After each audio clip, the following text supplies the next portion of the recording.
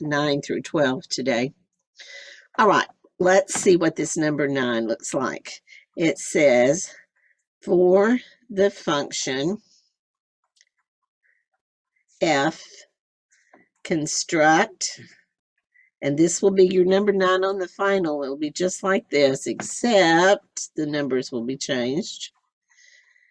Difference quotient. Do I hear any moans out there? Y'all didn't like the difference quotient, did you? F of x plus h minus f of x over h. Some of you did not like doing that. And they give you a function, f of x is equal to 2x squared plus 7x. Okay, so what we've got to construct is this right here. We have the f of x, it's right here. We need the f of x plus h.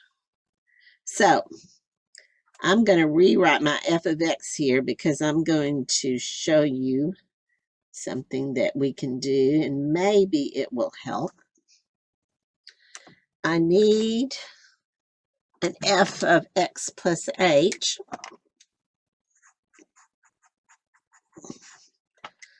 That's what I need right there, because I need to put it right there in that spot, f of x plus h. So I'm going to take my f of x function, and right here where it says x in both those places, I'm going to take that out, and in that spot, I'm going to put x plus h. Maybe doing it this way will help some of you. So my f of x plus h will be written 2 parentheses x plus h, because I'm putting it right there in that spot. The little 2 stays up there, plus 7 parentheses x plus h. And all I did was take my function f of x, and wherever it said x, I'm going to substitute in x plus h. Is everybody good with that? Don't skip this problem on the final. Yep. All right, now then, I'm going to say x plus h times x plus h, because that's what it means to square that binomial. And I can multiply this one out, distribute it out over here if I want to. Okay, now then, I'm going to leave my 2 alone and work on this. This is the full method.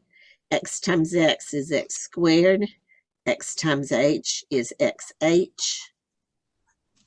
H times x is hx or xh. I can write it either way. I'm going to write it the same way I wrote this one. And h times h is h squared. Okay. Now I'm going to combine. Yes. I got a question. This is Chandra. I just joined the meet. I was trying to see, I was writing the beginning of the problem up there. Is that a plus or a divide? Where it says 2x to the second, is that plus or minus x to the plus 7x? That's a plus, okay. Mm-hmm. Does that help you? Yes, yes. Those are pluses. Okay. All right. Chandra, I'm going to mark you present. Okay. Right now then, I'm going to combine these xh's. There's one of each of them. So I'm going to make that 2xh h squared. And notice I have not yet multiplied by my 2 on the outside yet. I'm going to do it now. Now I have 2x squared plus 4xh plus 2h squared plus 7x plus 7h.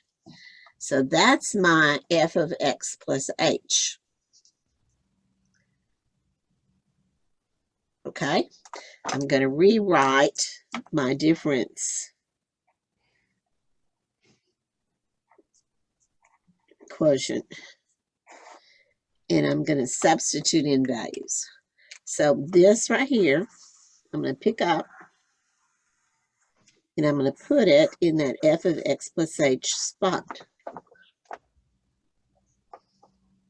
And this one that says f of x, I'm going to take that one and I'm going to put it in this f of x spot right there.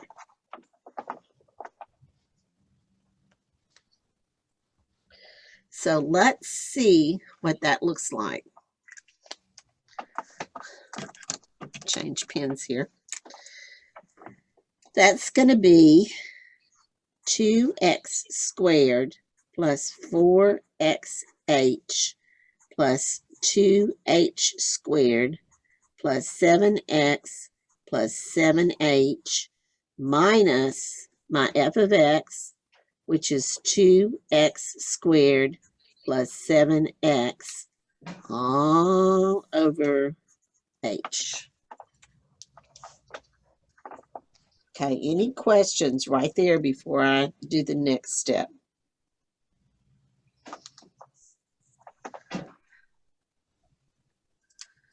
Okay, let's take this negative and distribute it so it'll change those signs over there. And you'll have a 2x squared plus 4xh plus 2h squared plus 7x plus 7h. Notice it doesn't do any changes to that first parentheses. All I did was just take the parentheses off. But now I have a negative 2x squared and a negative 7x. Now, if I did this correctly, I should have things that will cancel. Do you see the 2x squares will cancel? And the 7x's will cancel. You see that? So now what I have is 4xh plus 2h squared plus 7h all over h. And I can take an h out of every spot in the top and cancel it to the bottom. So an h here would leave me an h left over, and an h here will cancel into this h in the bottom. So now what I have is 4x plus 2h plus 7. There's my answer.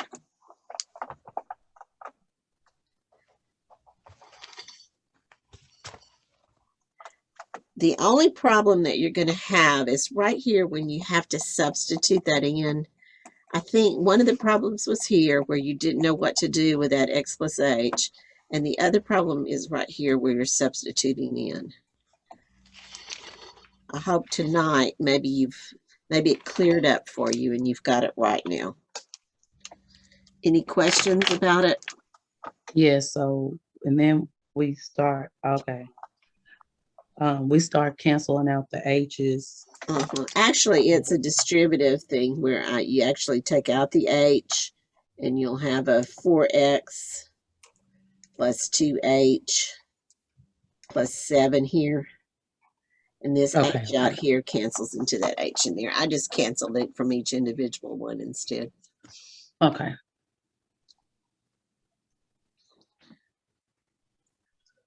Any questions on that one? Now, you need to practice those. You know, you probably have only done 3 of them or 4 of them at this point. So you really haven't done enough to just kind of know how to do them every time. So my advice is to practice those some more until you get used to seeing them and understanding them and knowing where to substitute and what to substitute. It's just a practice thing. Okay? Are we good with that one? Yes. Yes, Dr. Sullivan, we're good. Hope we get at least 20 that get that one right. It's just a practice thing. All right, let's try the next one. The next one's number 10, and this is the review. It says graph the function f of x equals the square root of x plus 8. Now, if I were you, I would do just what it says. I would grab my calculator and I would go to graph. That's the y equal. I'm going to clear out the one I have in there. I'm going to do second, and the squared key would give me a square root key. And I'm going to put in x plus 8 and make sure that it all went underneath that little radical sign. Then I'm going to graph it.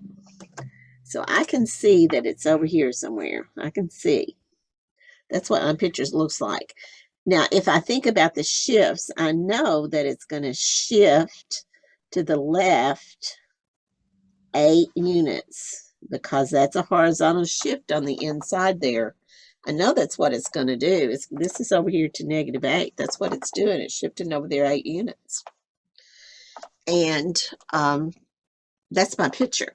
So all I have to do is compare my picture I get on my calculator with the ones they have. And let me show you what the ones will look like that they're going to have. They're going to have one that looks like this, one that looks like this, one that looks like this, and one that looks like this. So is it easy to see what your answer should be? Yes. Yes. Which one is the correct answer? C. Mm-hmm. Okay. So that one should be an easy one for you to do. Let's look at number That's my 11. favorite one so far. I'm sorry? So that's my favorite one so far. I think you can probably do that one. Uh-huh. Okay, let's see. Using the graph, determine.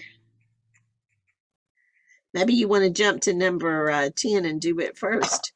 Determine any relative maximum.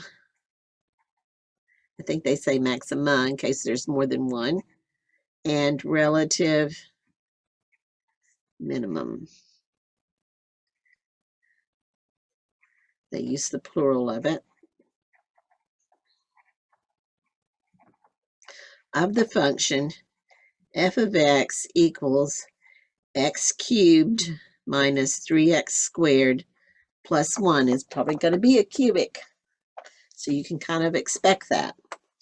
So they give you a picture. It does not have the points on it. You'll have to figure out what the points are.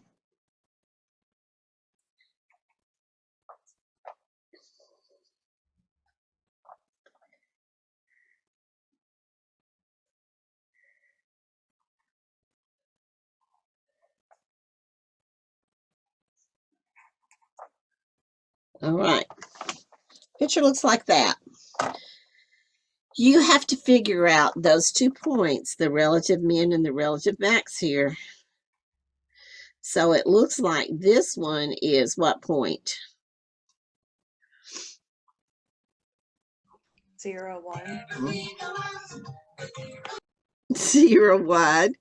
And this one looks to be what point? Is it 2, -2? I think it's -3, isn't it? 1, 2, 3. 2, -3. Okay, this is the way it's written. Relative minimum. No, I'm sorry, maximums first. Relative maximum. And they have 2 choices. They have 0 when x equals 1, or they have 1 at x equals 0, which is the one you want. The x value is 0. The y value is the maximum. That's the y value right there. Okay. So they'll have 2 choices. One will be the 0 at x equals 1, and the other one is 1 at x equals 0. So you have to figure out which way you want to write it. So I would go down here first and figure out which one has my x value. It has the 0, and just check your y value and see if it's 1. That's called the maximum. Right, then there's a relative minimum.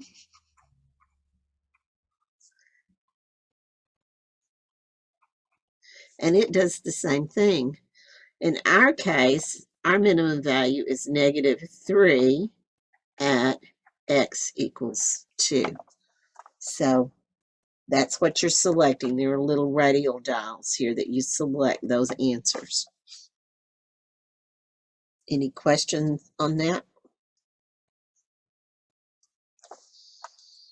Okay, let's look at number 12.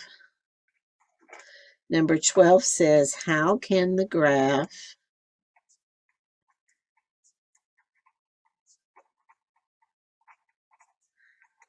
of f of x equals negative x minus 12 quantity squared plus 5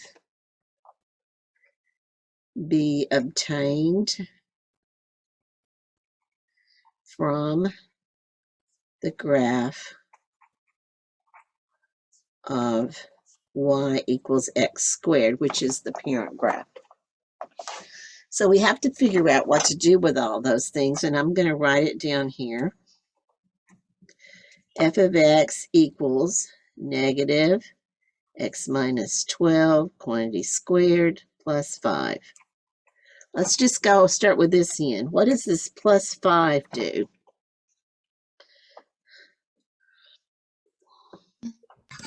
Shifts it Oh, to up the five. right. No, right and No. left is on the inside of a parentheses. Oh, okay. It's outside, it's up or down. So what will this Gonna shift Up up 5. up 5? Okay. What does the -12 do? This is on the inside. What is it going to do? To the right 12. To the right 12. That's the one that's the opposite. So you want to go right 12. What does this minus in the front of everything do? Makes it curve down. It does. It makes it curve down. So if y squared was up and this one's going to be down, it's shifted, but it's down. Which axis is it flipped across? The x or the y? X. It's the x-axis. See, if I folded it on the x, it would come down and be down here. So this is reflection, or reflected across the x-axis. You won't have one that's reflected across the y-axis except that very first one we did on the test, this final exam. There was a reflection across the y-axis because it was on the inside of a grouping, not the outside. If it's always on the outside, it'll flip across the x-axis. And you can actually graph this thing and see what it's doing, what the shifts look like. You can actually do that. That might help you. But you're looking for the answer that says reflected across the x, shifted to the right 12, shifted up 5. That's what you're looking for, that answer. Any questions on that? And you can graph it. You said Y is on the inside, X is on the outside. I said if the minus was on the inside right here in front of this x, it would be shifted across the y-axis, but it's on the outside of the parentheses, so it's reflected across the x-axis.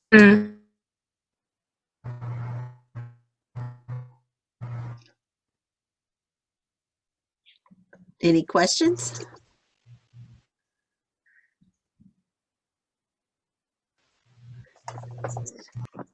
All right. You can actually put it on your graph and graph it if you want to see what it's doing. That might help you. All right, let's take our poll tonight. Thank you. Let's take our poll tonight. Let me see if I can find my poll question.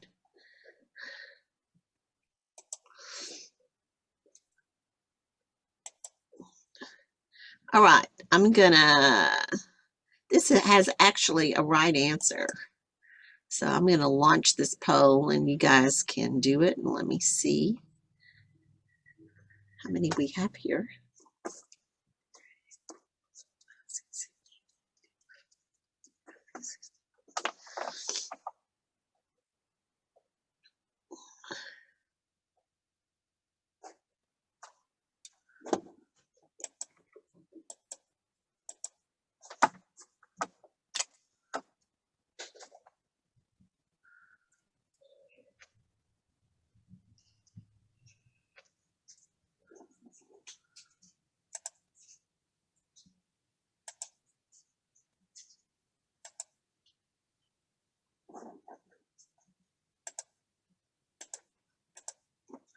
Okay, let's see what our results look like here. It says, which one of the following is not a name for the point where the graph crosses the x-axis?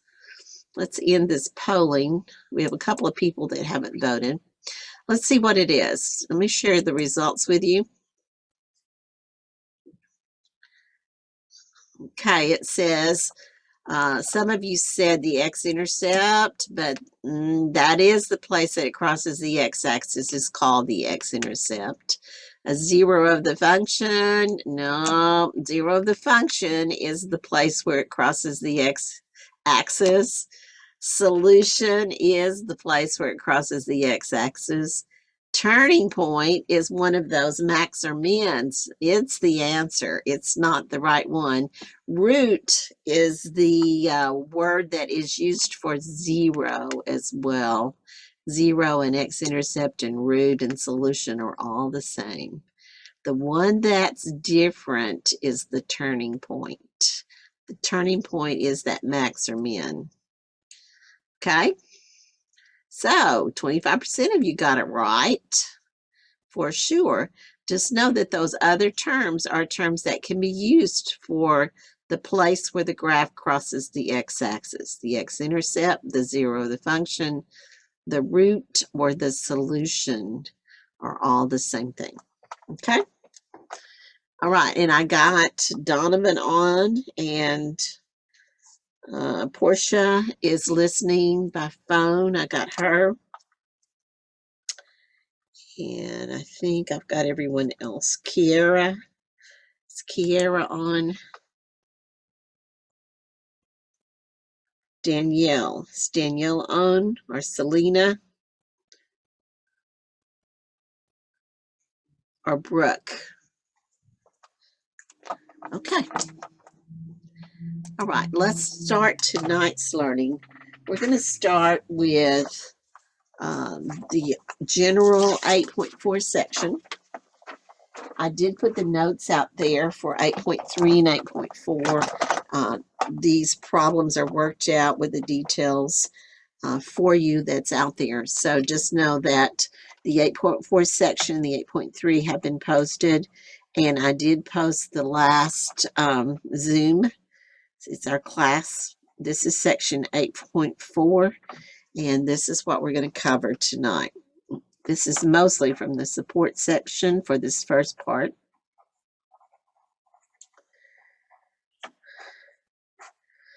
Okay, we're going to multiply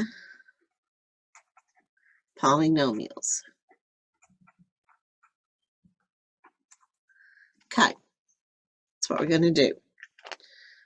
All right, let's start with the first kind. The first kind that you're going to see, and this is actually number 1 on your assignment, is s squared minus 5g squared times s squared minus 3g squared. Notice there are 2 terms here and 2 terms here. So this is called a binomial times a binomial. Bi times bi. And what we're going to do for our process is to FOIL like we've done before. So it should not be hard for you to do. S squared times S squared, you do need to remember that when you multiply S squared times S squared, you're adding the exponents when the bases are the same. So that's going to be S to the 4th. So I have S to the 4th. S squared times negative 3G squared will give me negative 3G squared S squared. And I can write the G squared first, or I can write the S squared first. Either way is okay. So I've done the s squared times the s squared and the s squared times the negative 3g squared. Now I'm going to take the negative 5g squared and multiply it by s squared. So I have negative 5, and I'm going to put my s squared first, I guess, and then g squared. I just want you to know that those are the same. These two are going to be the same terms. And then a negative times a negative is a positive 15g to the fourth. Now, before I put my answer in, I've got to combine these terms that are like, and even though they're not written in the same order, it's still the product of s squared and g squared. So I can combine my coefficients. So for an answer of s to the fourth minus 8 g squared s squared plus 15 g to the fourth. And the author will take it either way. If you put the s first, it's okay. If you put the g first, it's okay. Any questions on how to multiply those binomials times binomials? Okay, let's look at the second example.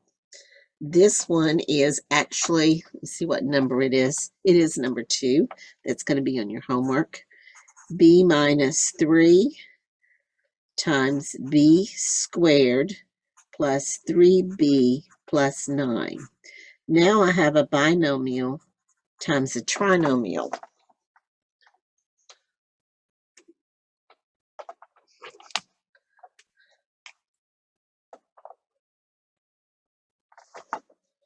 Okay. Trying to find a pen that looks better than those do. Let's take our b. What you want to do is take your b and distribute it across to each one of the terms. You're going to take your b, first term here, and multiply it by each one of these terms. So b times b squared is b cubed. B times 3b is 3b squared. B times the 9 is 9b. So I've multiplied all 3 of these by the b. Now then I need to multiply all 3 of them by the negative 3. So I have negative 3 times b squared is negative 3b squared. Negative 3 times 3b is negative 9b. And negative 3 times 9 is negative 27. So I get this whole string of things. Now then, what I want to do is combine like terms. So I look to see if I have any more b cubes, and I don't, so I'm going to write it down first. You also want to write it in descending order if you can do that. Now let's do from 3 down to 2, 3b squared, and I have a negative 3b squared. So those two are going to cancel each other out, and I don't have a b squared term then. Also, it says 9b that's positive and negative 9b that's negative. So those are also going to cancel out. So it looks like I have b cubed minus 27 for my answer. Any questions?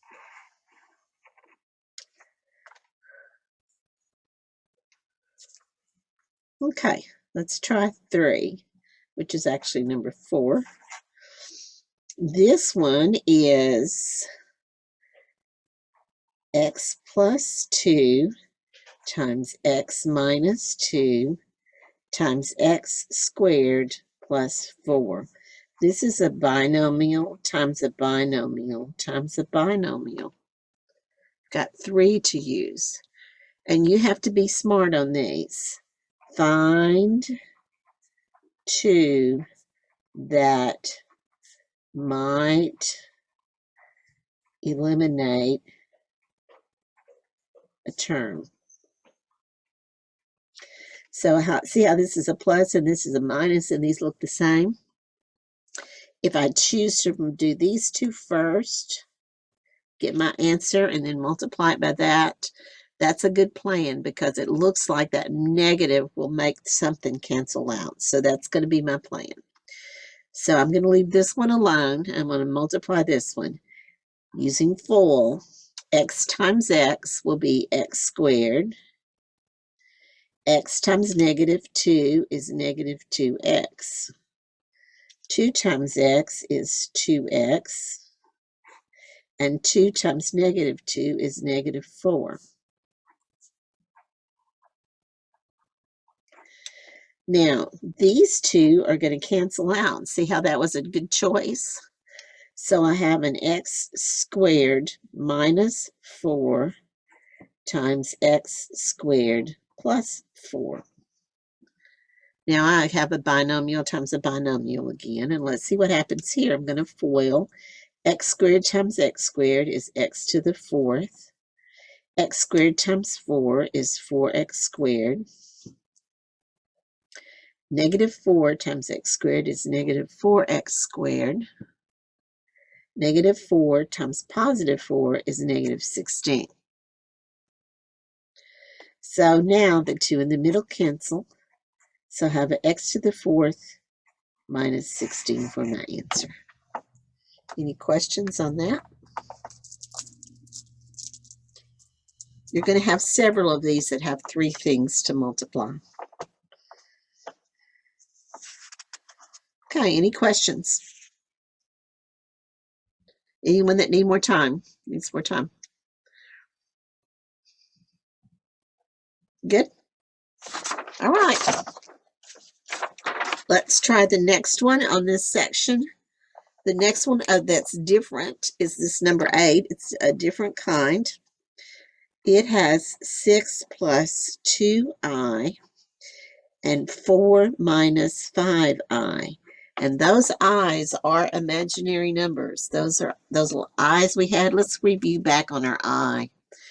We had I definition not too long ago, and we'll need to use it again tonight. The I is really the square root of -1. So if you have a negative underneath the square root, that's going to make an I that you can bring out.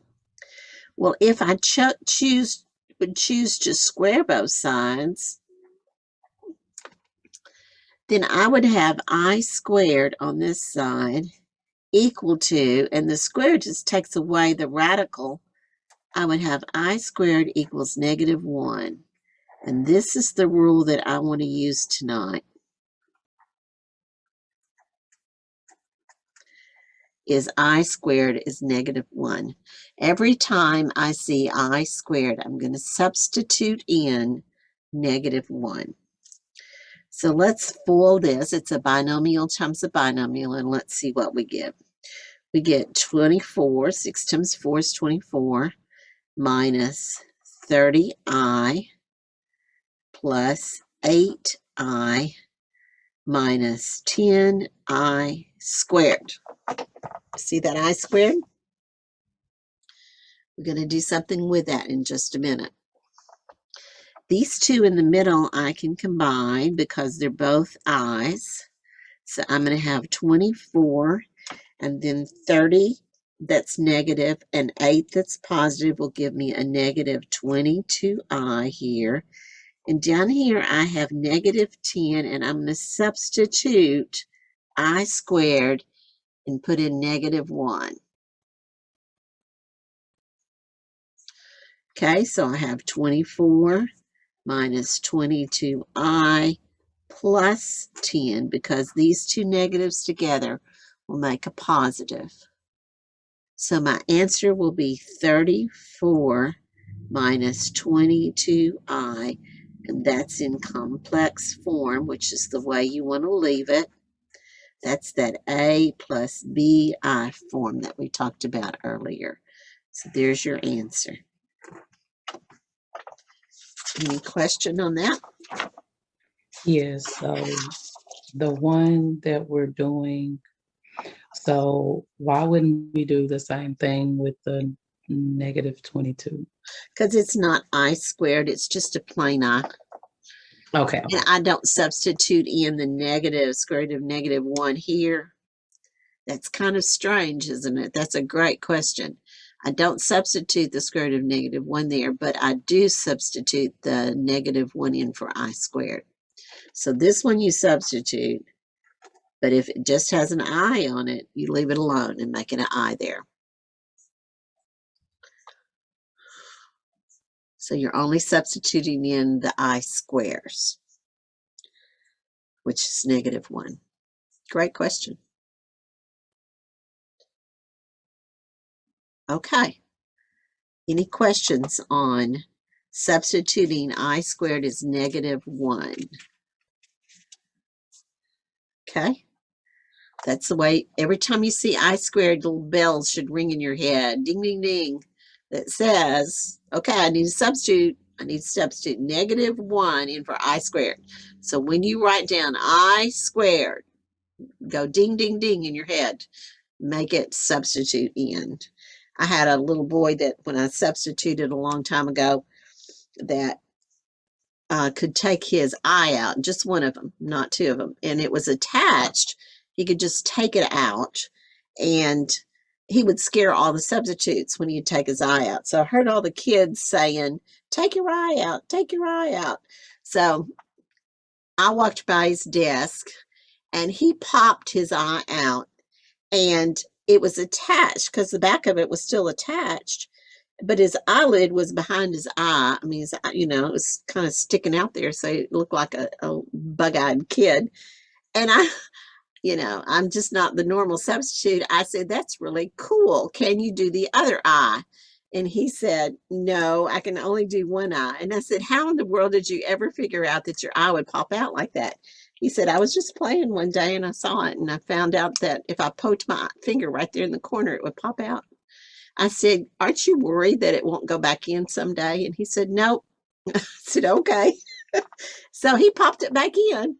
But every time I think about that story when I do I squares, because that's just an unusual kind of circumstance that happens to substitutes. If you're ever a substitute, kids will do everything in the world to you when you're in class. But that was one that happened to me. The little kid popped his eye out.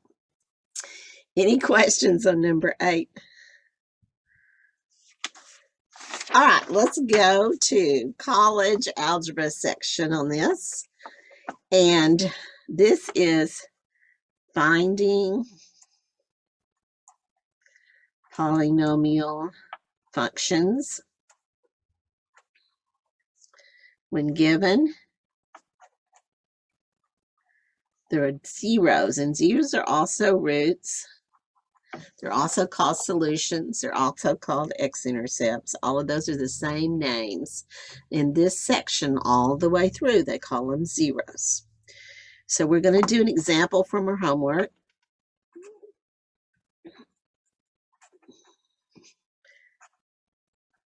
Find a polynomial function of degree 3. That means from the other day that the leading term is going to have an exponent of 3. It also means there are 3 zeros to the problem. And you have to have this part with real coefficients when they do this, because the theorem that goes with this only works if you have real coefficients. So you're going to see those words. You don't have to do anything with that. That you just know that the author has to put that because it goes with the theorem he's using, which has the given zeros. And they're going to give us 3 zeros like this. Now, what that means is the graph is coming up and doing something like this, and it's crossing at -5, -2, and 3. That's what it's doing. It's a cubic curve. And that means that there are 3 solutions. You have x equals -2, you have x equals 3, and you have x equals -5. That's what you've got. That's your answers. Now, we're going to change to factored form. This is what this is going to be. And when you do that, you want to get your number on the other side and set the thing equal to 0. It's like backwards from what we did before. So in this first one, the x minus 2, I'm going to put it down here again. I'm going to add 2 to both sides, and I end up with x plus 2 equals to 0. On this one, I'm going to subtract the 3 from both sides, and I get x minus 3 equals 0. And on this one, I'm going to add 5 to both sides, and I get x plus 5. Now, see, this is kind of going backwards from what we did before. We'd have these. We set each of these equal to 0, and then we solve for x to get our answers. Now we're getting the problem is what we're getting. We're getting the equation that we started with. So there is a shortcut. And we'll be using the shortcut. The shortcut is to remember to do x minus the 0. Okay? That will put it in factored form. So what I've got now are 3 little sets of factors. I'm going to write them down. X plus 2, x minus 3, x plus 5. And I'm going to multiply them out. When I multiply them out, I will get a polynomial, and my polynomial will be a polynomial that will have these 3 numbers as the zeros, the places that it's crossing the x-axis. Okay?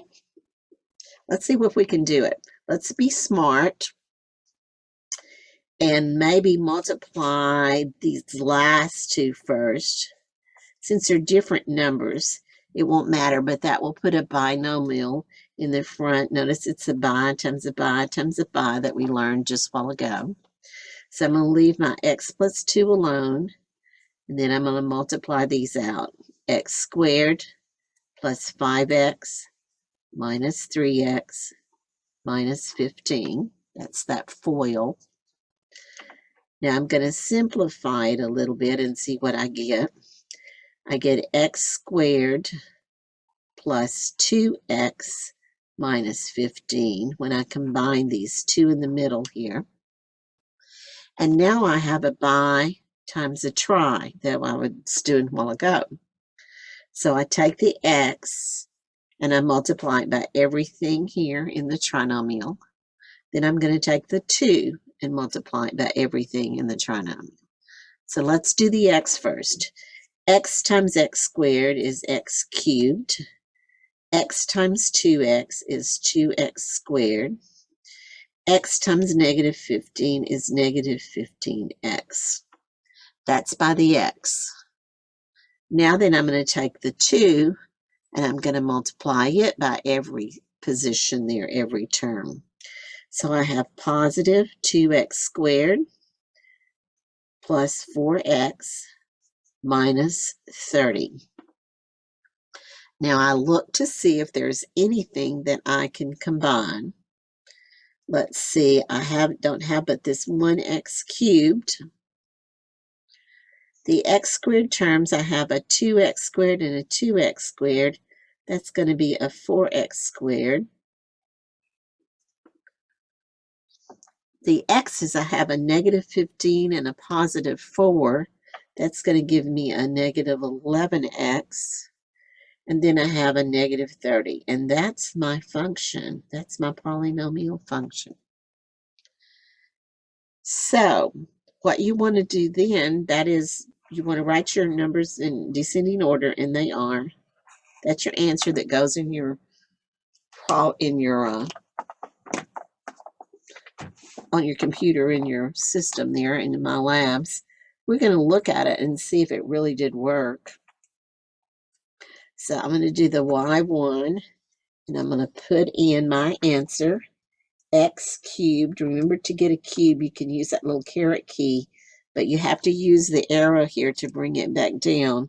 Otherwise, all of them will be exponents from then on. Plus 4x squared. We can use the x squared key for that. Minus 11x minus 30. And now I'm going to graph it. I can see that it's going to make a cubic curve. And so now what I want to do is check to see if my zeros are -2, 3, and -5. So I go to the table and I can see that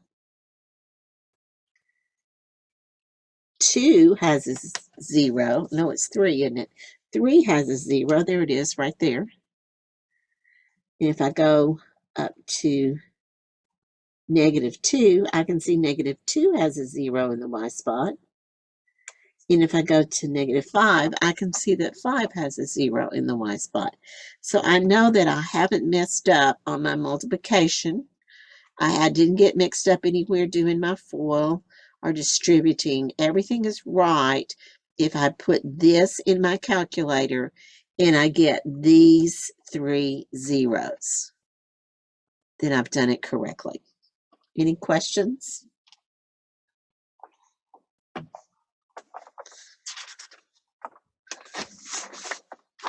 Yes? Are we good? Good. Yes. Okay. Margaret Davis, do you have any questions on this problem?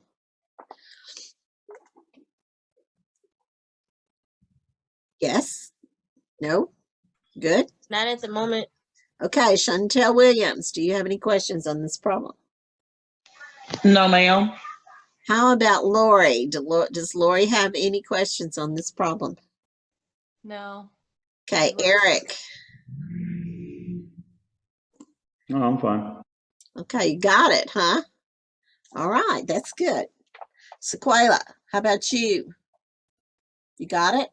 No, I really mine is a calculator question because it keeps zooming all the way in, so I can't see the points. I don't know how to get it back to zoom back out. Okay. Well, go to this one right here in the middle that says Zoom. When it says Zoom, hit it. Okay. And get that number 6 down there. See where it says Z standard? You can either arrow down to number 6 and hit enter, or you can just hit the number 6 and it will give you a 10 by 10 screen. Okay. Did it do it? Yeah. Okay, good. All right, everybody okay? You don't have to see the top or bottom, the relative bit of math on this one, because they didn't ask that. Okay, anybody else have a question? All right, let's go to the next one. We're going to do the same thing, except now they're going to add some multiplicities for us. So this is actually your number 5 here. It says find a polynomial function of degree 7. That means there are 7 roots to this thing. 7. Okay? Of degree 7. Now, they might have some that are double or triple roots using multiplicity. So, we're going to see if that happens. Maybe it does. Okay? Find a polynomial function of degree 7 with -1 as a 0 of multiplicity 3. There you go. 0 as a 0 of multiplicity 3. And 1 as a 0 of multiplicity 1. And we're going to use our shortcut that we have. Instead of saying x equals each one and then adding or subtracting them, we're going to do x minus the 0 that they gave you. So in our case, we're going to have x minus -1. And its multiplicity is 3. So I'm going to put the multiplicity up there at the top as an exponent. Then we're going to have x minus the 0. And its multiplicity is 3. So I'm going to put 3 at the top. And then we're going to do x minus 1 with a 1 at the top for the exponent. So that's going to be our problem if we can figure out how to multiply it all out. Let's simplify this first one. This is going to be, with these two signs together, it's going to become x plus 1 quantity cubed. The x minus 0 is just going to be x. It's just going to be a plain old x cubed. And the x minus 1 to the first is just x minus 1. Okay, let's see now what we've got. We've got x plus 1 times x plus 1 times x plus 1. That's what x plus 1 quantity cubed means. Then we have the x cubed. And then we have an x minus 1. Now look, I have a binomial, a binomial, a binomial, a monomial, and a binomial. That's what I've got. So what I want, yes? Are you supposed to be inside of the parentheses? It can be inside or outside on that x. Thank you. That's a good question. I'm going to move my monomial to the front. So, and I'm going to take the parentheses off of it because I'm not going to need those parentheses. I'm going to put these binomials all together. So now I have a monomial times a binomial, binomial, binomial, binomial.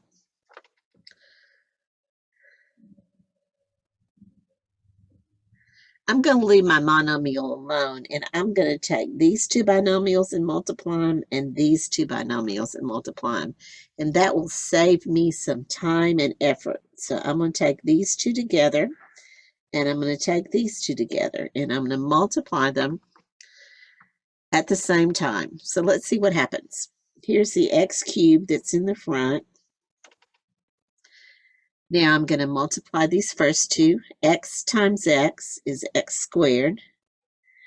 X times 1 is 1x.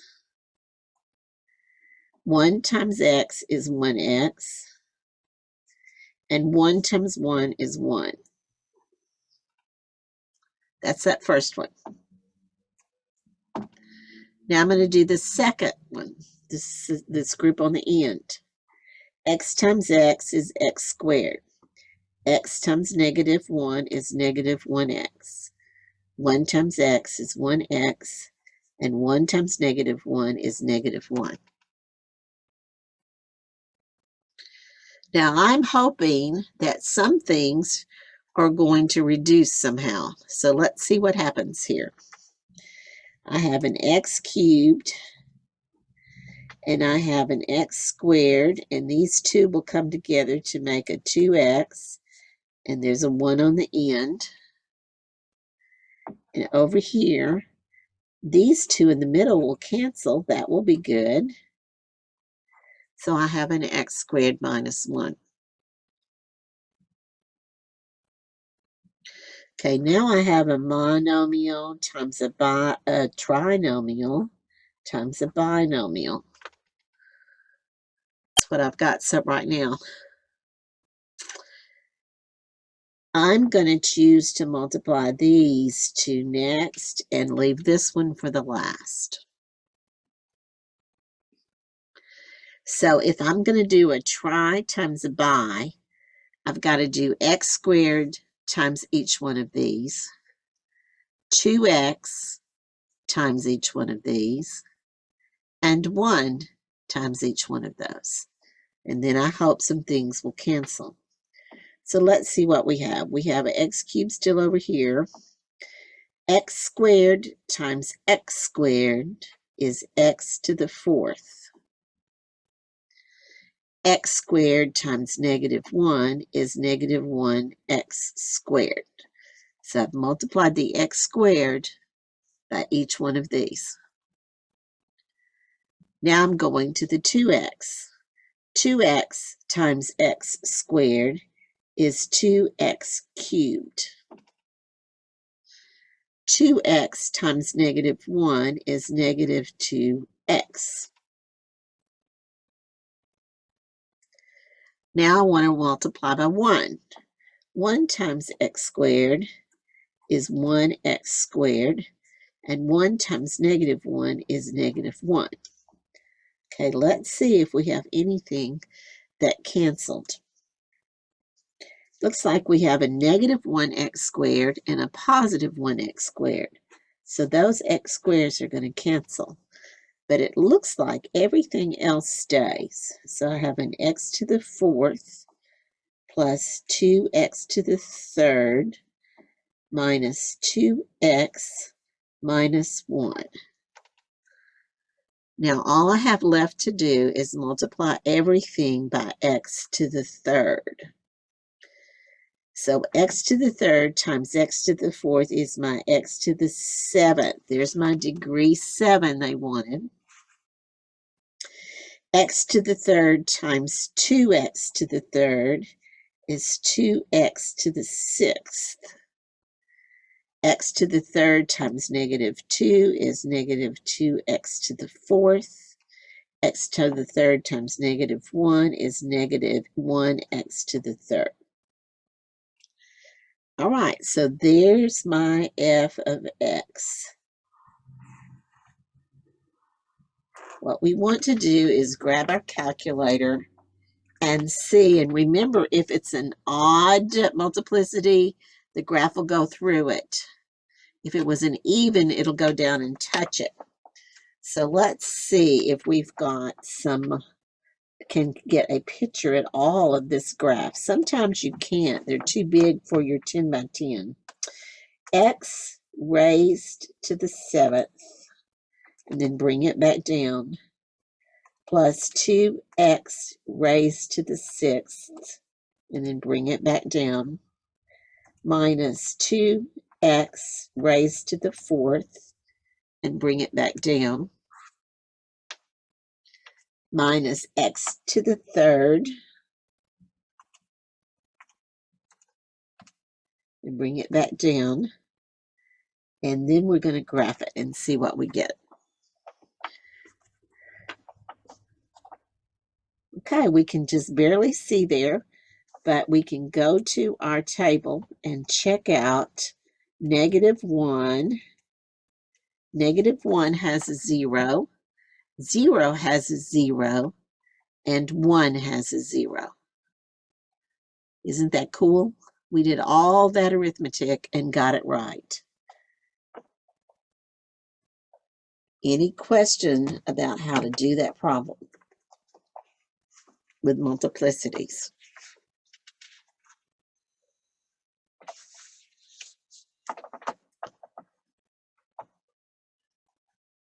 Any question?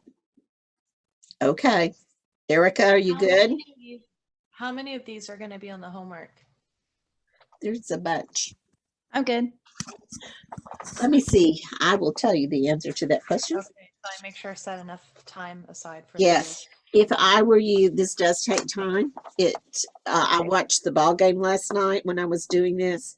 It took me the entire ball game to work 8.4 algebra, college algebra, and 8.4 support, and 5.1 and the ones from the review. It took me the whole time the ball game was going on.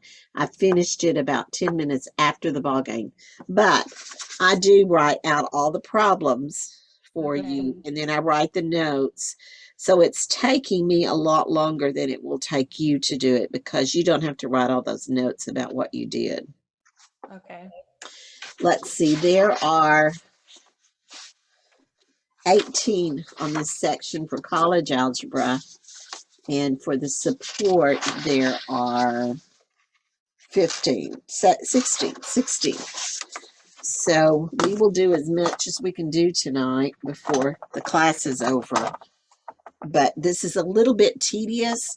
And I tell you, sometimes I have to talk out loud when I'm doing it, because when you do it with your head, sometimes you add 3 and 3 and you get 7, or you add 3 and 2 and you get 8.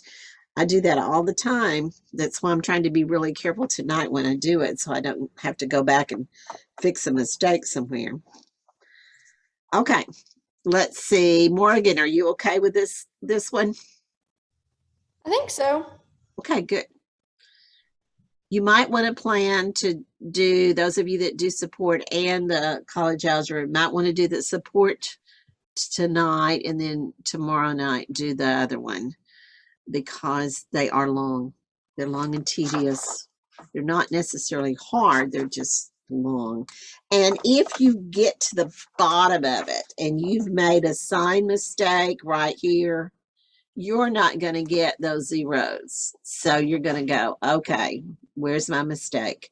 And it may take you longer to find your mistake than it will to just do it over again and see what you get the second time. That's talking from experience there. All right, let's talk about some special rules.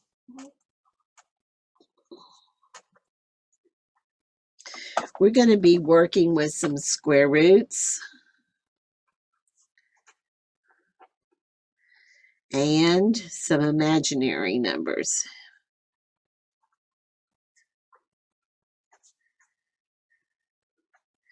And these are two special kinds of numbers.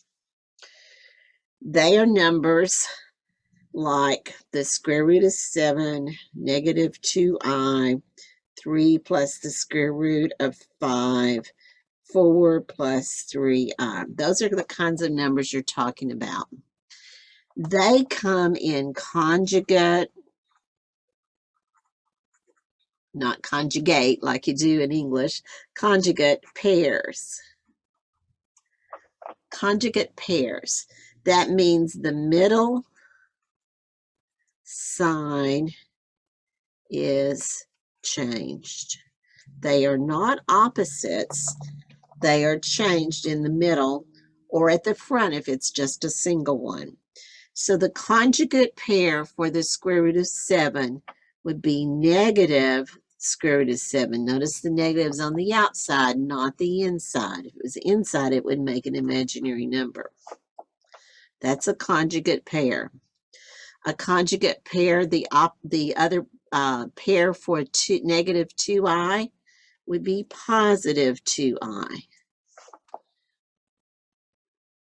For 3 plus the square root of 5 would be 3 minus the square root of 5. What would be the conjugate pair for 4 plus 3i? 4 minus 3i. 4 minus 3i. And if they give you one of them is a 0, they don't have to give you the second one. You just automatically know if the square root of 7 is a 0, then negative square root of 7 is a 0. If 3 plus the square root of 5 is a 0, 3 minus the square root of 5 is a 0. Okay, something that I have students that have trouble with all the time is rational numbers do not have conjugate pairs. Because people want to do the conjugate pairs for them as well. Those examples would be something like negative 2. You wouldn't put positive, negative 1/2. You wouldn't put positive 1/2. 3, 17, negative 4, 2/3, 0. Those are all rational numbers. If they give you a rational number is a 0, you don't put the conjugate of it. It's only for square roots or imaginary numbers. Okay, So let's see how those problems are going to look that use the conjugate pairs. All right, this is example 8. Suppose a polynomial function of degree 4 with rational coefficients, and they have to put that in there. Don't let that bother you. Has the following given numbers as zeros. Find the other zeros. Okay, now notice this doesn't say not the polynomial, so we're not doing all that multiplying. It just wants the zeros. Okay, so they give us 2 of them. They give us I, and they give us 10 minus the square root of 11. You have to find out what the other zeros are. So if I is a 0, what is another 0? -1. No, not 1. That's an I. +1. No, it's not a 1 at all. It's Negative I. negative I. It has whatever this is, and you put a negative in front of it. Oh, I didn't know an imaginary could be negative. Oh, I Yeah. guess it can be. Wait. Yeah. Okay, I'm overthinking it. Okay. How about this one? What's the other 0? I'm glad we did this problem then. If it's 10 minus the square root of 11, what is its conjugate? 10 plus square root of 11. 10 plus. Now, don't overthink it by saying, okay, I've got to get all the x minus all these to get the polynomial.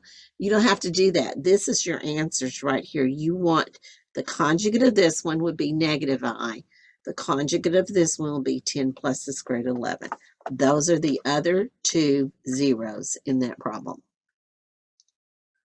So that's it for that problem. That's it Unless for it that. says find polynomial. So watch for that number 8. That's what they want there. They don't want the polynomial. Now, when you get to number 10, it says find a polynomial function. This time we will, of lowest degree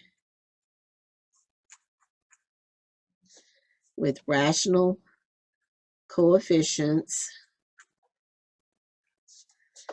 that has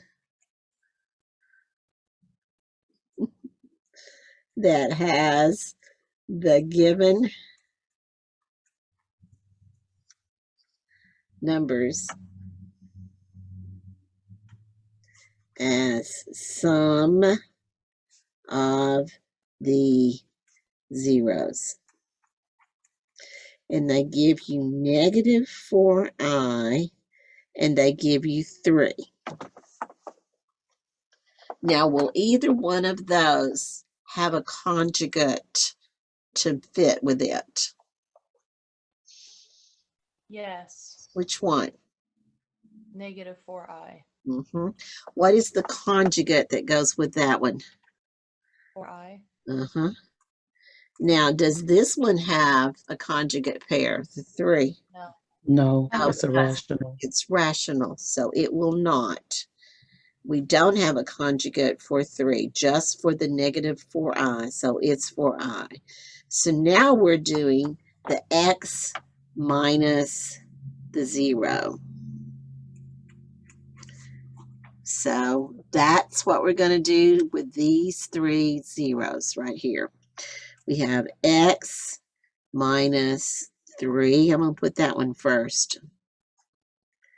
We have x minus a negative 4i. And we have x minus 4i. Those are the 3 we have that will make our polynomial. Now I'm going to change it so these double negatives are not in there. So I have x minus 3, x plus 4i, x minus 4i. So I have a by times a by times a by.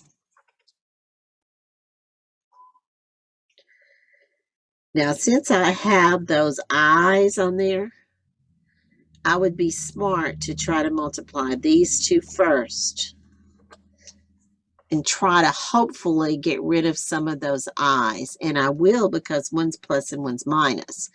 So that's what I'm going to do first. I'm going to leave my x minus 3 in front, and I'm going to multiply these two out. See what we get here. X times x is x squared. X times negative 4i is negative 4xi, or ix, either way I want to write it. Now 4i times x, that's positive, will be positive 4xi. And 4 times negative 4 is negative 16, and I times I is I squared. Ding, ding, ding. I hope you had bells that went off in your head. Because I squared is equal to negative 1, and in a minute we're going to substitute that. So now I have x minus 3, and I have x squared. These two are going to cancel, and I won't have any i's. That'll be great. I've got to figure out what I have done here. If negative 1 is I squared, and I take out the I squared and I put in negative 1, what is 16 that's negative times negative 1? 16. So it becomes plus 16. Now I have a by times a by. I can do that. X times x squared is x cubed. X times 16 is 16x.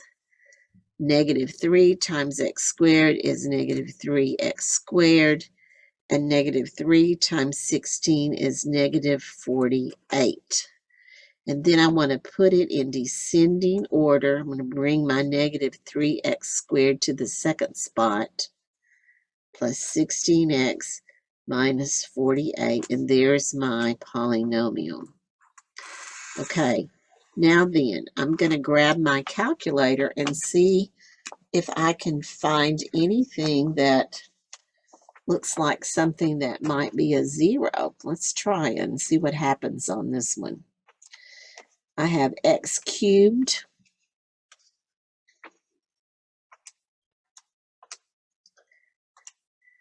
minus 3x squared plus 16x minus 48.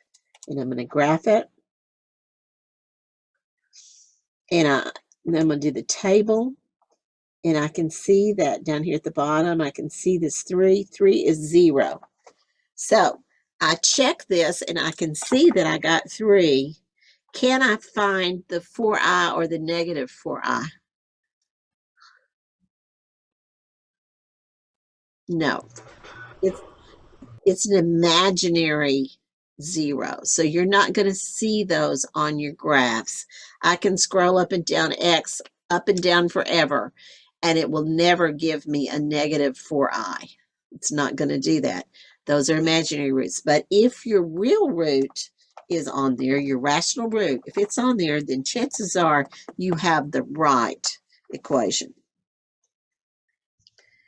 Any questions on that?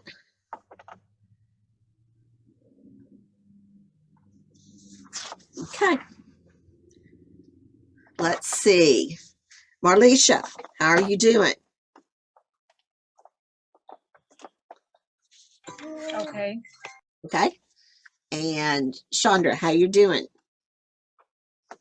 I'm doing fine. You got it? Yes. Okay. Amanda, how are you doing? I'm good, thank you. Okay. All right. Let's keep going.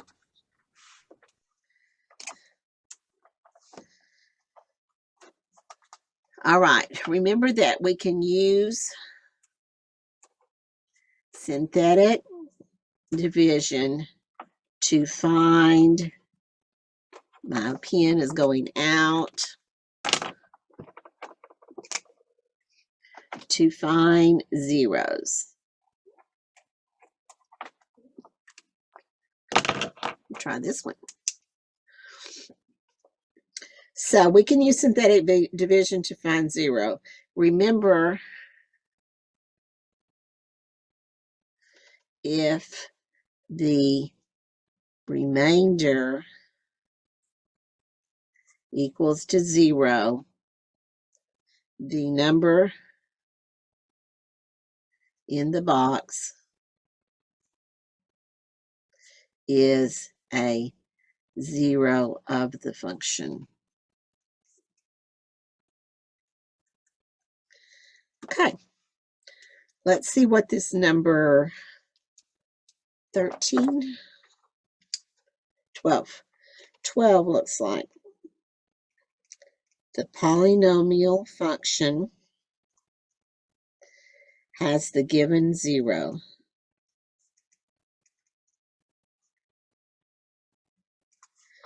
Find the other zeros.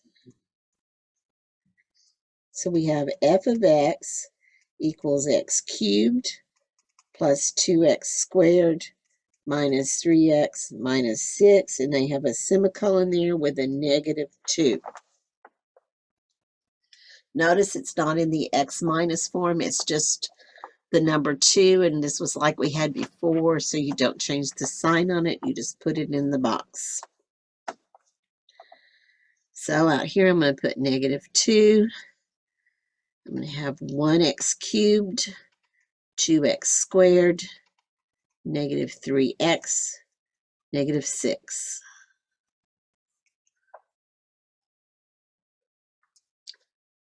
Bring down the 1. I have a -2. That's nice. A -3, and I have a +6. And yes, it is a 0. That's proof that it's a 0. Now what I want to do is see what I have here. Remember, I started with x cubed. So this one is 1 less than that. So this is 1x squared plus 0x minus 3, which is quadratic. So let's see what that looks like. I can solve any quadratic equation by the quadratic formula, sometimes by factoring, sometimes by the square root property. This one would be one of those. I've got x squared minus 3 because I have a 0x equals 0. Let's add 3 to both sides. So we have x squared equals 3. X would be this plus or minus, don't forget that rule, plus or minus the square root of 3. Notice how that is a square root number, so it has a conjugate. One is positive square root of 3 and one is negative square root of 3.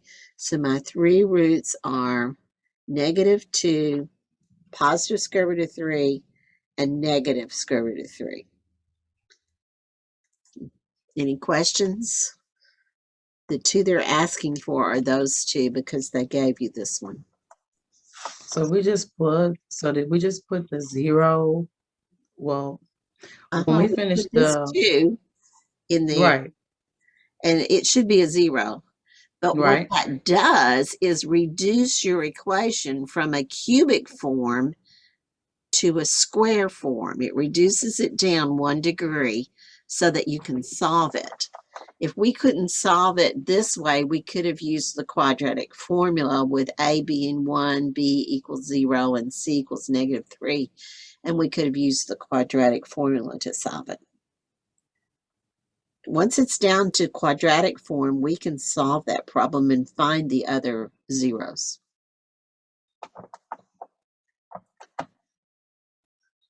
Okay? All right. Keep your notes on this next one because you won't know how to do this unless you keep the notes or you know what to look up on your Google. This is called the rational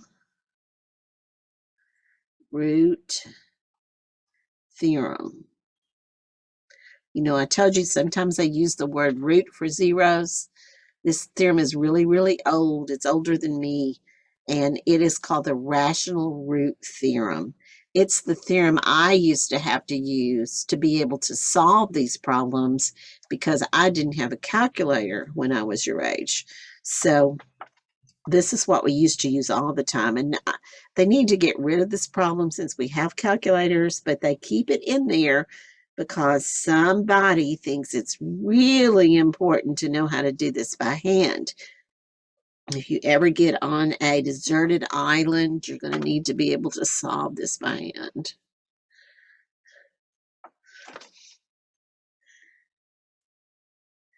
The rational root theorem says each rational solution or root or zero can be found by using x equals p over q. This is one of those places where that saying, mind your p's and q's, came from a long time ago, where p is an integer factor of the constant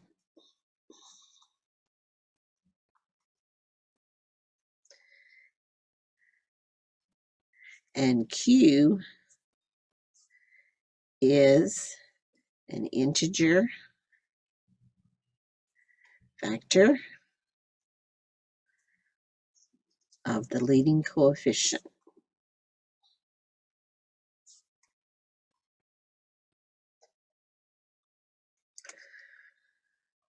These are possible rational zeros. Those are the ones that's, if it's going to be a rational zero, it's going to be on this list. But they're not all going to be zeros. You got to find the ones that are. Let's do an example. This is example number 14.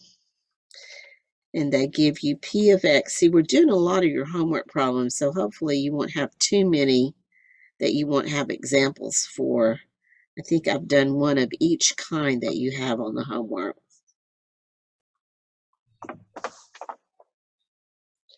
See how your numbers are really big there.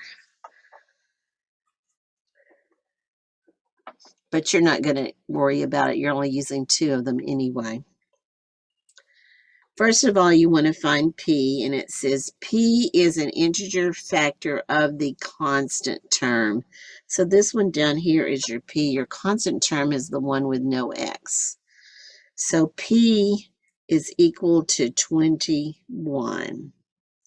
So the factors of 21 are numbers that will go into 21 evenly. So if you start with, let's say 1 will, 2 won't, 3 will, 3. 4, 5, 6, 3 times 7, 7, 3 times 7 is 21, and then 21. That's the only ones there are. But you also have to remember that you want plus or minus of that whole list. Plus or minus of those. So it's plus or minus 1, plus or minus 3, plus or minus 7, plus or minus 21. And the Q is going to be the 22. It is the coefficient of the leading term there, the leading coefficient. So our number for Q is 22. So let's think of factors of 22. Well, it's going to be plus or minus again. 1 will, 2, what's the next one? 11. 11, and then 21, right? Then what you have to do is go through a process of putting P over Q. And this answer is going to have 3 or 4 multiple choice answers. And they're going to have all these numbers listed. You got to find the right list. Isn't it supposed to be 22 as a factor? Oh, it sure is. 22. Who said that? Lori. Lori. Let me give you a point, Lori. Okay. I was like, did I write this right? No, I made a mistake. Thank you. Did I say 21 or did I say 22 when I just wrote the wrong one? When you wrote it, I don't really remember. Okay, let's try this. What I'm going to do is to go through a process. I'm going to take my 1 and then I'm going to put it over each one of these. Then I'm going to take the 3 and put it over each one of these, and then the 7 and then the 21, and P goes on the top. So 1 over 1 is 1, and it's plus or minus this whole list. 1 over 1 is 1. 1 over 2, 1 over 11, 1 over 22. Thank you for correcting that before I got that far. So I've done all the ones. Now let's go to 3. 3 over 1 is 3. 3 over 2, 3 over 11, 3 over 22. Okay, now 7. 7 over 1 is 7. 7 over 2, 7 over 11, 7 over 22. And then I do 21. 21 over 1 is 21. 21 over 2, 21 over 11, 21 over 22. Now, all they're asking for is lists. They're not asking for you to find them, find the zeros. They're just saying, what are the possible rational zeros that could exist? What are they? That's your list. And way back in the day, when I was in school, we had to use synthetic and we had to go through every one of these little things, put these numbers in the box, see which one of them came up to be 0. And it's, you know, half the time it would be this one or this one would be the ones that we'd have to get to. So we'd have pages and pages of synthetic division. But we learned to do fractions. So it doesn't matter if our constant, like whether it's negative or not, we just pull that number down for Right. P. That's a good question. Does not matter because you're doing plus or minus for all of them anyway.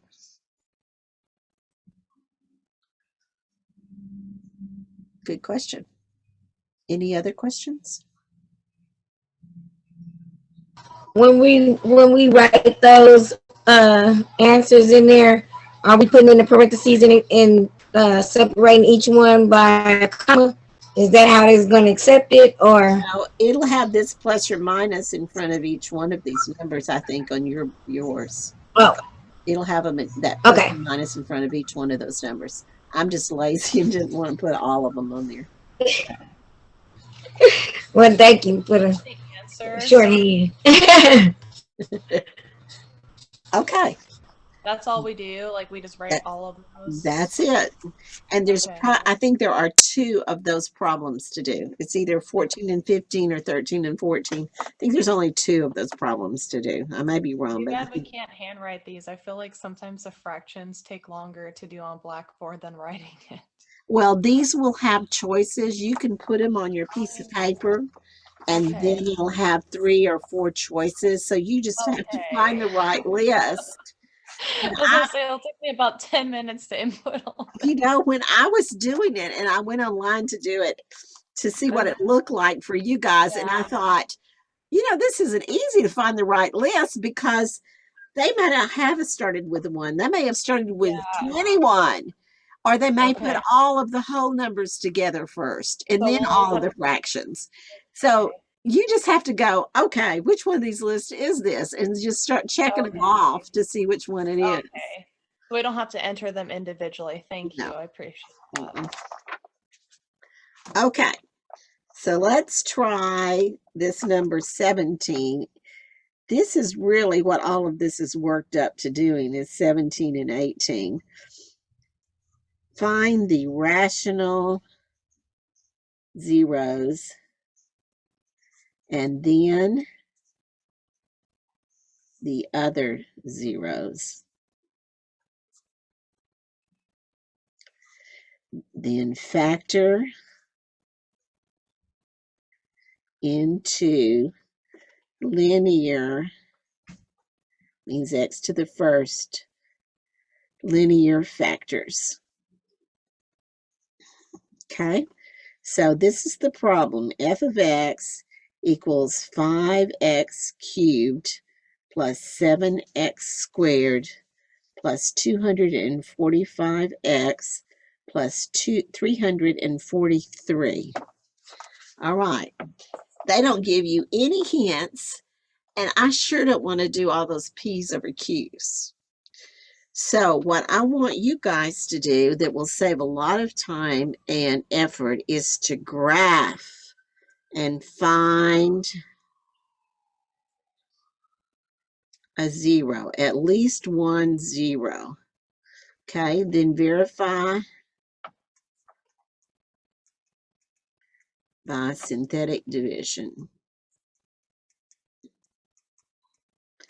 So that's what we're going to do. We're going to grab the calculator and put this problem in here.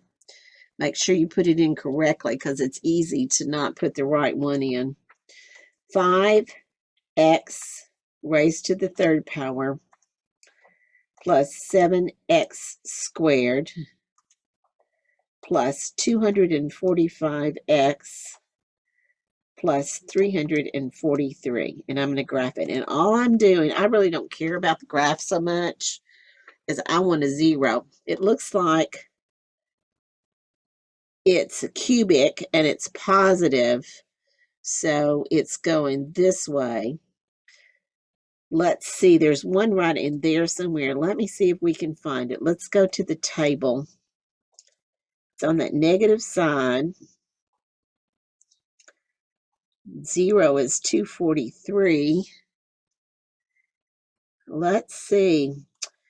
It has a -2 is -159, and -1 is 100. So do you see that it crossed the graph between -2 and -1, but I don't know what the number is. And that's the only one I see on there. So I'm going to go to calculate. Do you remember how we used to calculate the max and min?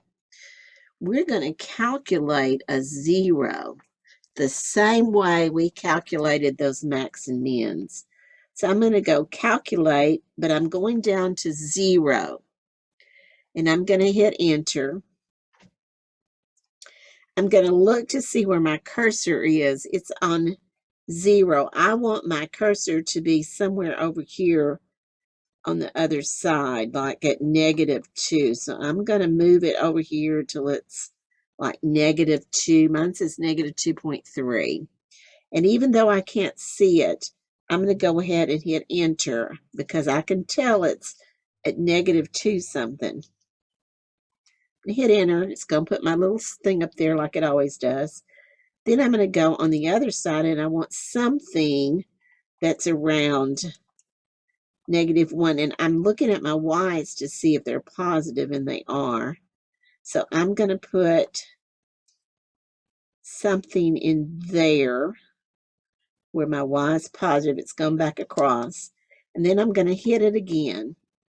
And I see that I have a 0 where x is -1.4 and y is 0. So now I have a 0 of the function. Even though it's not a nice 0, it is rational. In fact, I can put the fractional value of it because they're going to want their fraction in your assignment.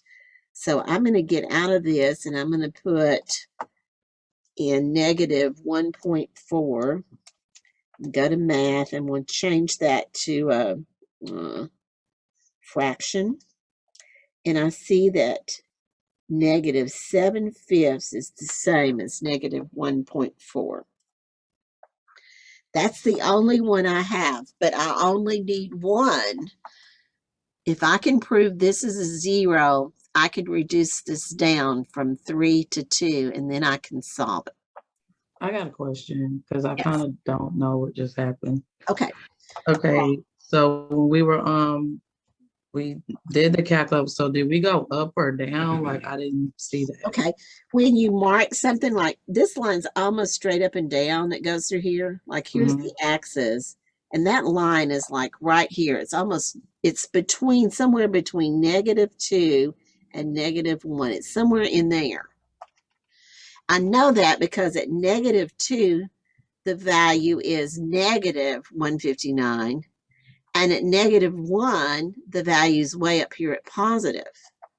So it's between there. So what I want to do is mark on this side of it, the left side, if you will, then mark on this side. And what I'll have to do when I mark is to watch my numbers. So I don't go second and calculate a 0. And so then I watch these numbers down here, and I want to make sure my y is a negative value the first time. And I know it is at -2, so I'm going to go over to where -2 is, and I mark it somewhere right after I get to -2, and it's going to put that little triangle there like it did before. Hold on, you said you're making sure the x is -2? Yeah, because I know it crosses. When I did my table, I noticed that -2 was -159. And -1 is +100. So the Okay. graph has crossed the x-axis somewhere between -2 because the y was negative and -1 because the y is positive. So somewhere in here, there is a 0. And I know where it is now. It's -1.4 because I did it. But I can't tell it from the table like I could a while ago because it's a fraction between two of these numbers. So I go to second and calculate, and I want a 0. And I'm going to make sure my left bound is something around a -2 for the x, and my y is negative. So I hit enter. And then I'm going to use my arrow over here like I did before and just watch. If you'll just watch to when your y becomes positive, that means it's crossed. It's crossed the axis when it's positive. Mine says -1.27, my y is 31. So it doesn't matter as long as you crossed the x-axis, and I can hit enter there, and then I hit one more time, and it will say 0. It'll say 0 there, and then it'll have x equals -1.4, y equals 0. That tells you it's a 0. And before we could actually see where we were marking it, but because these numbers are so far apart, we can't see them. We just have to watch our number at the bottom to make sure one's below the axis and one's above the axis. Okay. Okay? And the first one has to be the one below. So it will have to have a -y. All right, so we have found out that -7/5 is one of our zeros, but we've got to prove it. So we do 5, 7, 3, 2, 1. I haven't skipped any. 245, 343. Okay, I'm hoping that it's going to turn out to be a 0 down here, or I did something wrong. Okay, let's see. What is 7/5 times 5? What is that going to give us? -7. -7. Now this is good because we have a 0 here, and 0 times 7/5 is 0, and we get 245. Our next challenge is what is -7/5 times 245? Does anyone know that one? It better be -343.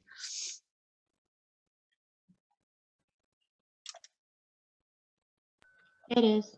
Okay, so -343. So that proves that that is a 0. And not only does that prove that that's a 0, but we started with x cubed. So now we have x squared terms. 5x squared plus 0x plus 245. And we don't need the 0x. We can do 5x squared plus 245 equals 0. I can factor out a 5 out of this, but I need to keep this. Factor in a minute, I'll use it. X squared plus, how many times will 245 be divisible by 5? 49? Is it 49? Yes, 49. All right, we can divide out our 5. And we have x squared, subtracting the 49 from both sides, would give us x squared equals negative 49. That's why we don't see those other two roots, because look, it's negative. X is equal plus or minus the square root of negative 49. Do you guys remember how to do these when there are negatives underneath there? That's negative 1 times 49. And what's the square root of negative 1? We said that a while ago. What was the square root of negative 1? Is it I? Uh-huh. So let me put another step here. This is the square root of negative 1 times the square root of 49. What's the square root of 49? 7. 7. So this is going to be x I equals over- plus or minus 7i. Oh, Notice- 7i. Notice they're conjugate pairs.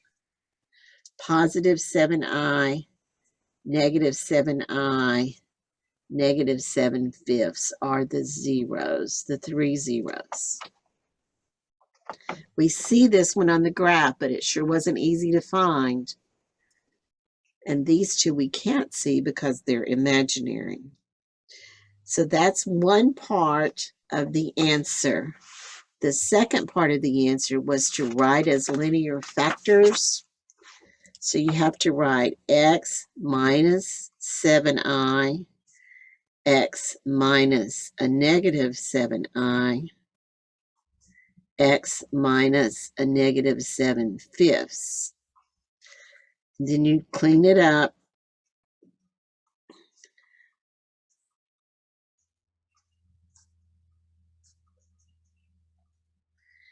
And that's written as factors. So that's what you would enter this.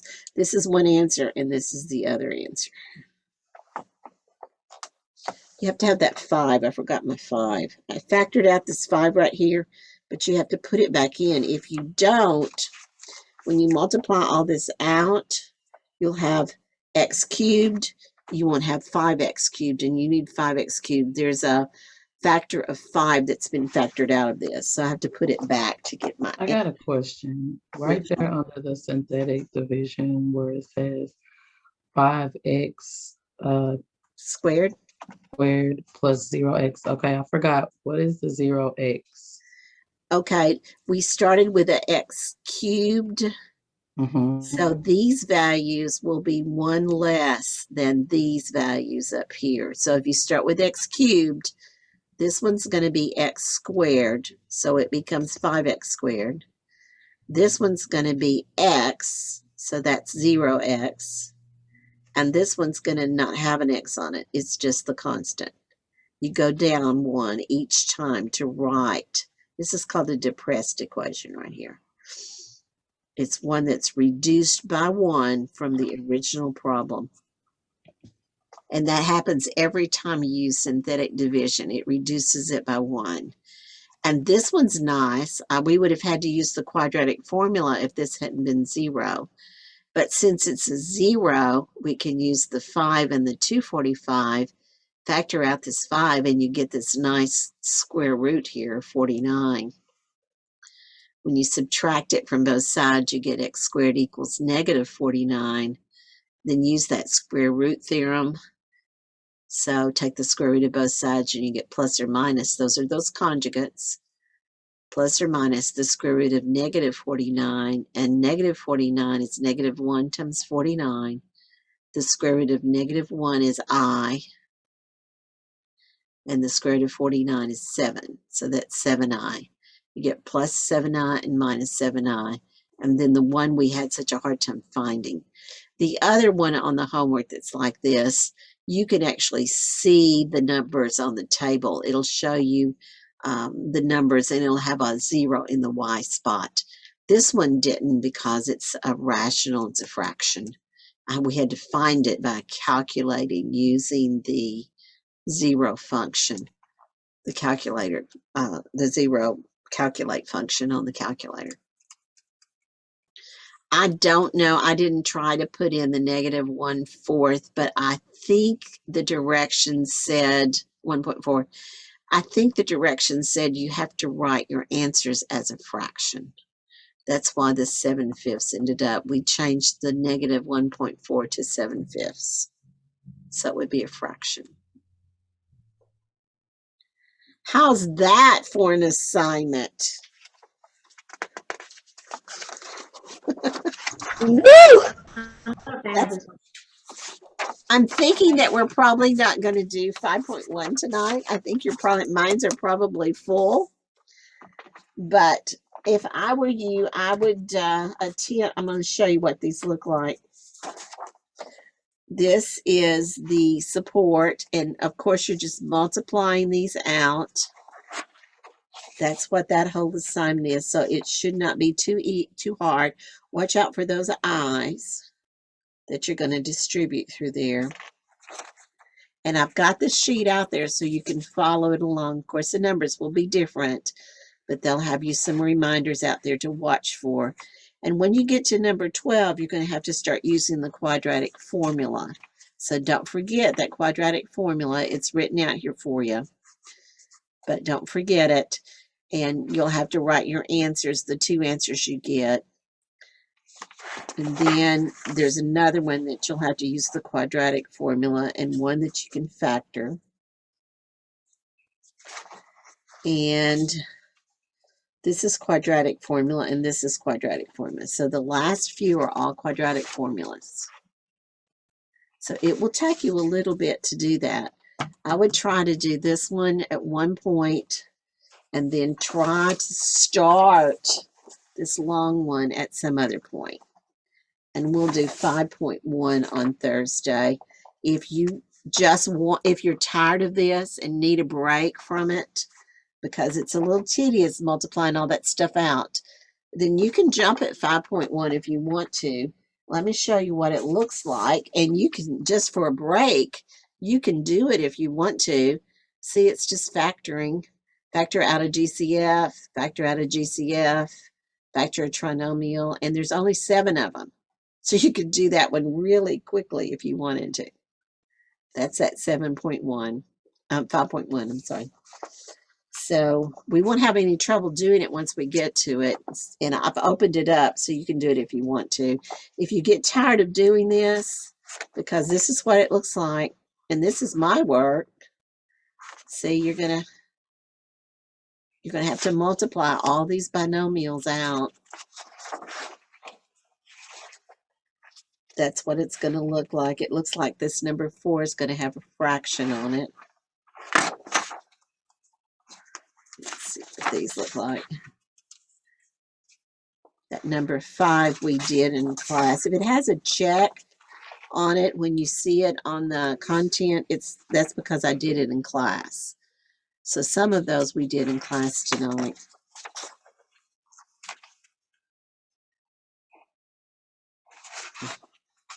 On this one, you're going to have some square roots. So when you get to this number 11, do your square root ones first, and then do the I second. And then it'll break it down to 2 binomials multiplied, and it won't be so bad. If you don't do that, then it's going to be real tedious to try to get all those multiplied. Okay. Those are those P's over Q's. And the last ones are finding the zeros. Okay, guys, are you breathing yet? Are you still breathing? I feel tricked because you saved that one for last. Okay. Any questions that you want to ask me? I think I need a sedative. It's Uh-huh. a lot. Well, It's you know what? just a lot. This really is not so hard. It's not hard. It's just a It's because lot. you have to do all that multiplication and you have to think. I mean, I have to think. I have to go, okay, what's this times this and this times this and this times this. So I know that you're going to have to just kind of think in your mind. And if you have a bunch of kids running behind you or a cat that jumps up on your lap, you're going to lose track because that happens to me all the time and you have to start over. So It's not so much as the multiplication. It's just like the synthetic division is actually fine. Like I have no problems with that. But when we had to like make the other part of like the original problem a degree less and then factor that was like, okay. well, the whole reason to do that is because you're trying your best to get down to a quadratic form. If you can get down to a quadratic form, then you can solve it with the quadratic formula or by factoring or by some other situation. You know, you don't have to use synthetic again. You can use synthetic again and break it down again.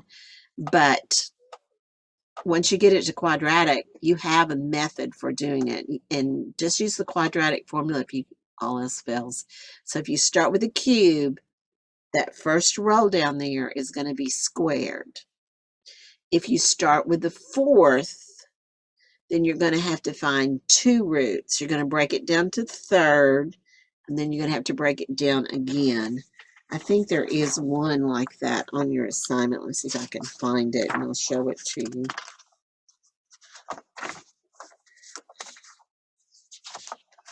That has four roots.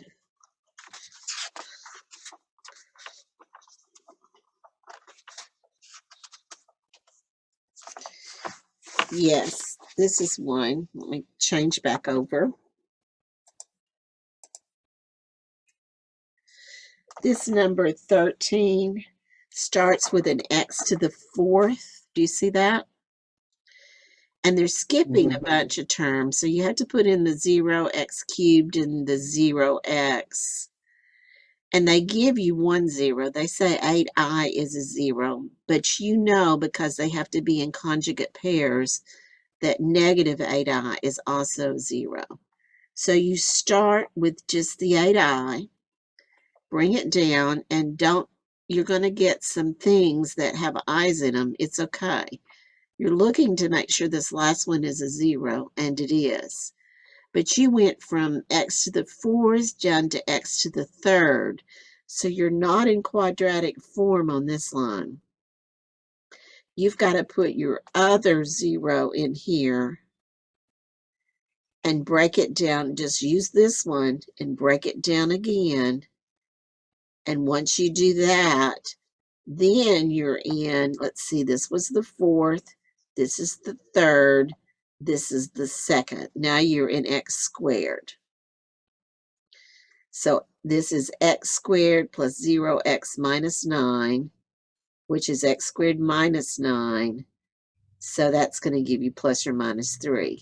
So your other zeros are going to be 3, negative 3, and it just happens because that's ended up a square root that those are opposites there. The negative 8i is this other one that we knew about because they gave us the positive 8i as one of the zeros. But that's how you do it if you have 4. You have to break it down once, down to cubic, then use your cubic line to break it down again to quadratic. Did I lose you? No, I'm just looking at it. Okay. And this page is out there for you. It's under content for 8.4. It's just, that is the page I copied out there. You know, another way that you could have done it is to get these 3 and negative 3 you could have put those in there by graphing this equation. And you could see those off the graph because those will have zeros on them. And you could have broken it down by doing 3 and -3. And then this one that's left would produce the 8i and -8i. So basically, we could graph the problem, Find find the the real Z, ones. find the 3. You said, well, yeah, I guess 3 zeros. You can And find then these 2. You can't find 3 because this one has an I on it. right. Okay. You can find these 2 and then use these 2 in your box Right. and it'll break it down to quadratic. And then your quadratic would produce your -8i and your +8i. So it would be negative square root of -64 is what it would be. That's how you're going to get the 8i and -8i. But you could do that if you want to try doing it easier and not having to put the i's out here. Right.